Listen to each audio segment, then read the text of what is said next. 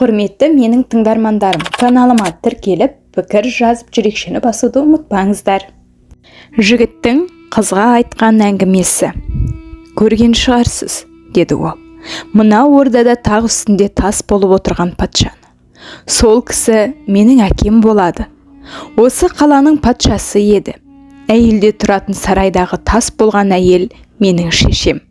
Бұлар Аллаға құлдық істемеді. Отқа, күнге табынатын еді. Үйімізде Аллаға табынатын бір кемпір жүрді. Ол діннің жасырып, тағат, ғибадат қылатын. Әкемнің кәпір болғанына қынжылатын еді ол байқұс. Мен соның тәрбиесінде болатынмын.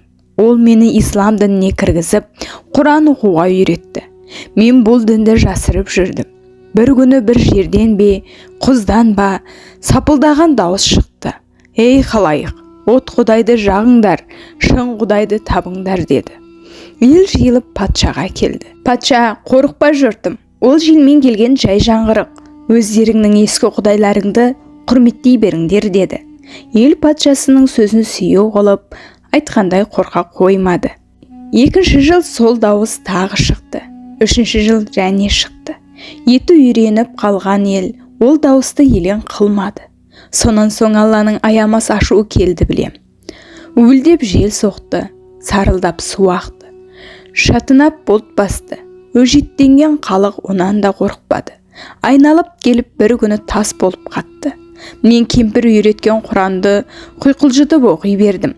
Соның шарапаты болар. Әйтеуір осы мешітте мен аман қалдым.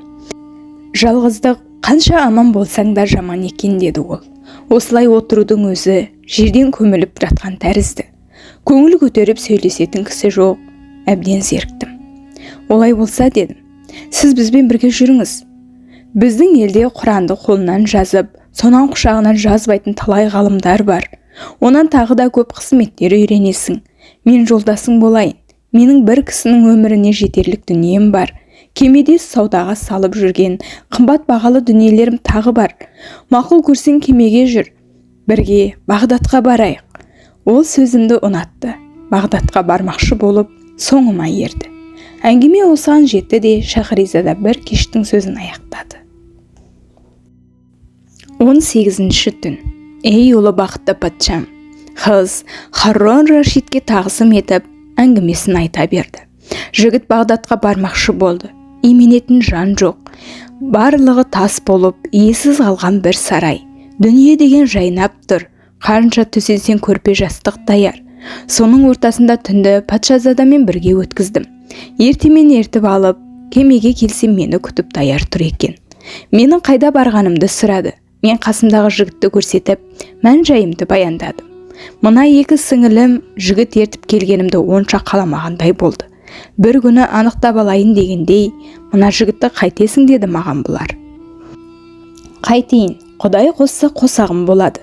Енді бұдан бұлай, осы дүниенің иесі осы, дедім. Бұлар сөнген оттың түтініндей демін ішіне тартып қойды. Бірақ мен жамандыққа жорып, қастық істер деп ойыма алмадым. Тұманды түннің бірі еді. Басыраға жақындап, құрғақ жердің жиегі қарауытқан қаланың жалғасы көрінеді. Сол жерде ертеңмен қалаға шықпақ болып, теңіз ішінде ленгір тастап, кемені тоқтаттық. Түннен біраз уақыт өтіп, жігітті құшақтап ұйқыға еніп едім. Омақ-шумақ оралған күйі, баулаған шөптей көрпеге орап, біреудің былш еткізіп суға лақтырғанын сездім. Қасымдағы жігіт суға малтауды білмейді екен. Суға батты да кетті. Мен бір сынық тақтайға қолым ілігіп, өлмейтін жанға бір себеп кездесіп, бірнеше күн малтып, судың бір шетіне жақындадым. Шыққан жерім елсіз дала болды. Бетіммен қаңғырып кете бердім. Бір жерде бұрқылдаған шаңдақта былшита басқан адамның ізін көрдім. Сол ізге түсіп, жазық даланы беттеп келем.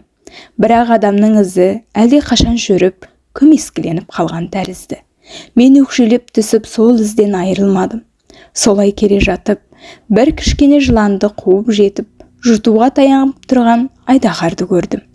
Жылан да болса, күшті айдаһардың жұтқалы тұрғанына жаным ашыды. Қолыма үлкен тас алып айдаһарды ұрдым. Алқымы кеуіп, аузын арандай ашқан айдаһар күшті тас тиген соң үзілген қайыстай екі бөлек болды. Жауынан құтылған жылан бір аунап түсті де құс болып ұшып кетті. Мен бұған айран асыр болдым. Өзім де әбден шаршап, әлім бітіп еді. Көп ойланып отырып сол жерде ұйықтап қалдым. Бір кезде оянып қалсам, аяғымды уқалап бір қыз отыр. Мен өңім екенін, түсім екенін білмей таңғалдым. Сіз кімсіз дедім. Ол кішіпейілдікпен қарап маған, осыдан бірер сағат бұрын аждаһа болып артыма түскен дұшпанымды өлтірдіңіз. Сол жаудың қолынан сіз құтқарған жылан мен болам. Мен жылан емес қыз едім. Сіз жауымды өлтіріп, жәрдем берген соң, мен де сіздің көмегіңізге барып, барлық дүниеңізді үйіңізге жинап қойдым. Екі сіңіліңізді ит қылып босағаңызға байладым. Енді сізді үйіңізге апарайын деді. Иығына салды да ұшты. Көзді ашып жұмғанша үйіме әкелді. Кемеде маған тиісті малдың сабақты жіп суыртпаған, зиян келтірмей түгелдеп үйіме жинаған екен. Қыз кетуге айналып маған қош айтты. Кетерінде мына екеуіне рахым етуші болма.